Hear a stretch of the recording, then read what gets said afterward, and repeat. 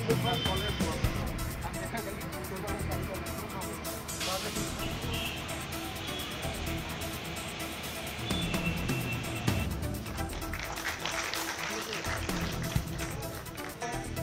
सबका साथ सबका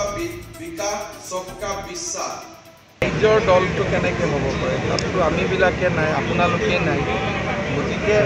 নিজে ৰাইজৰ দল বুলি নিজক ক'ব পাৰে নেকি ৰাইজেহে কয় এইটো আমাৰ দল বুলি যিবিলাক ব্যক্তিয়ে যে মই নিজে ভাল মানুহ মই নিজেই ৰাইজৰ দল বুলি নিজকে নিজে চাৰ্টিফিকেট দিয়া মানুহবিলাক অদ্ভুত মেণ্টেলিটি এটা দলক ৰাইজে স্বীকৃতি দিয়া ভোট দি যে এইটো ৰাইজৰ দল নিজে নিজে কোনোবাই কয় নেকি মই ৰাইজৰ দল বেমাৰত থকা ব্যক্তিক লগত লৈ ৰাজনীতি কৰাৰ কথা চিন্তা কৰিব নালাগে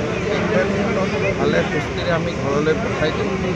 তাৰপিছত যি কৰে কৰিম ৰিপুণ বৰাই কৈছে যে মিত্ৰতা চূড়ান্ত হোৱা নাই আজমল ডাঙৰে কৈছে মিত্ৰতা চূড়ান্ত হৈছে তেওঁলোকৰ ভিতৰৰ এই খেলাখনক লৈ আমি ব্যস্ত নহয় আমি আমাৰ ৰাস্তাত আছোঁ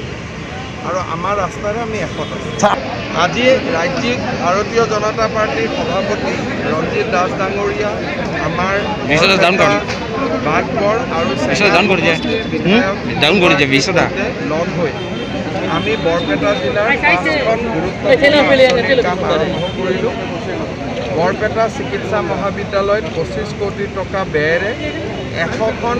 বিচনাযুক্ত মাতৃ আৰু প্ৰসূতি চিকিৎসালয় আৰম্ভ হ'ব চেঙাত এখন মহিলা মহাবিদ্যালয় বা ছোৱালী মহাবিদ্যালয় আৰম্ভ হ'ব বাঘবৰত এখন জেনেৰেল কলেজ আৰম্ভ হ'ব আৰু বাঘবৰ আৰু চেঙা সমষ্টিত দুটা গুৰুত্বপূৰ্ণ ৰাস্তাৰ বা পথৰ কামো আজি আমি আৰম্ভ কৰিছোঁ এক প্ৰকাৰ ক'ব গ'লে আজি এটা দিনতে প্ৰায় 91 কোটি টকাৰ আঁচনি আমি কাম আৰম্ভ কৰিছোঁ ND24